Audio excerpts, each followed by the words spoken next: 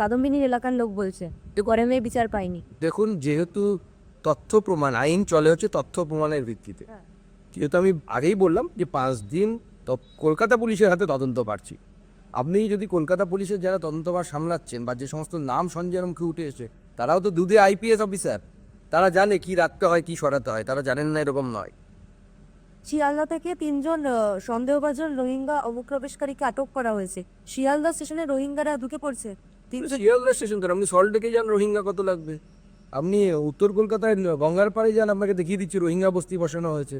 তো তাই নয়, শওকত মোল্লা থেকে শুরু করে শাহজাহান শেখের যে মাছের ভেড়িগুলোদের যে নিয়ন্ত্রণে আছে, মাছের ভেড়ির চারপাশে রোহিঙ্গাদেরকে বসানো হয়েছে। আপনি ছবি তুলতে পারবেন না, গিয়ে ভিডিও তুলতে গেলে আপনাকে খুন করে দেবে।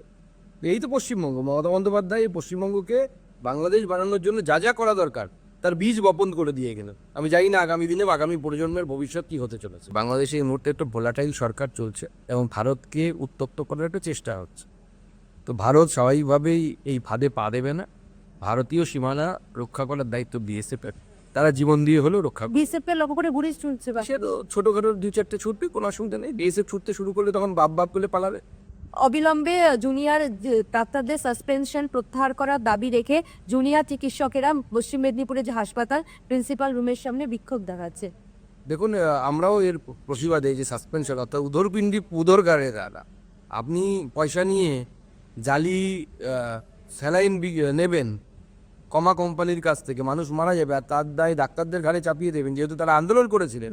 তার বিরুদ্ধে আমরাও 20 তারিখ অবস্থান বিক্ষোভ করছি। এই স্যালাইন কাণ্ড এবং এই বিনা দোষে ডাক্তারবাবুদেরকে সাসপেন্ড করার মতো যে পদক্ষেপ মমতা বন্দ্যোপাধ্যায় নিয়েছেন তার প্রতিবাদে আমাদের 20 তারিখ দুপুরবেলা আমরা স্বাস্থ্য ভবনের সামনে অবস্থান